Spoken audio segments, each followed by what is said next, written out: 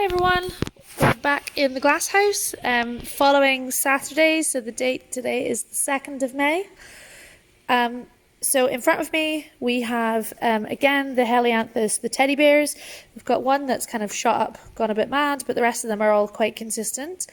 The irrigation has just been on, almost got completely soaked, managed to get out the way, so everything's looking quite wet, well irrigated compared to last week as well.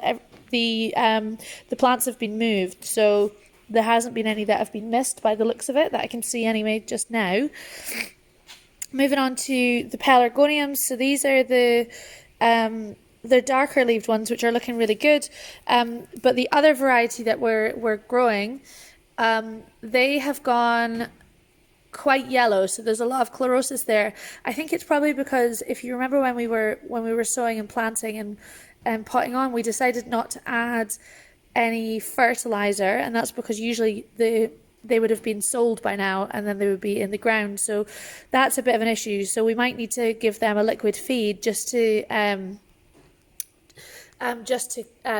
rid of that chlorosis there.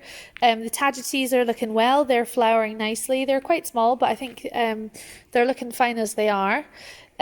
Penny has also, she seems to have maybe moved some things outside, so we're kind of reducing the stock that we've got in here. So we're missing some of the bits and pieces that we have been growing, but that's fine. So moving on to the lettuce, we've got the lettuce here that we were doing for the cut and come again. That's looking okay. I mean, it really could have been done with thinning out by now, but it is okay. The calendula is looking fine. Some of them are starting to flower, but generally they're looking fine. These beets, I've kind of mentioned these each week. So realistically, these need to be planted out because these orange bits here, so these are the roots that would become the actual beet itself. Now that really should be under the ground.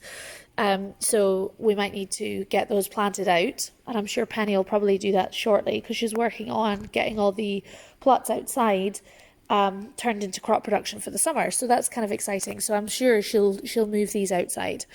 And then last we have the rocket. So it has started to I'm not sure if I would want to say starting to bolt, but it is looking like it's getting a bit too much heat in here.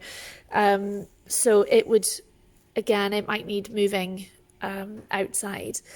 I'll go and have a look in the cold glass house and see if there's anything in there, but I think that might be it for us now, because they are starting to reduce the stock down.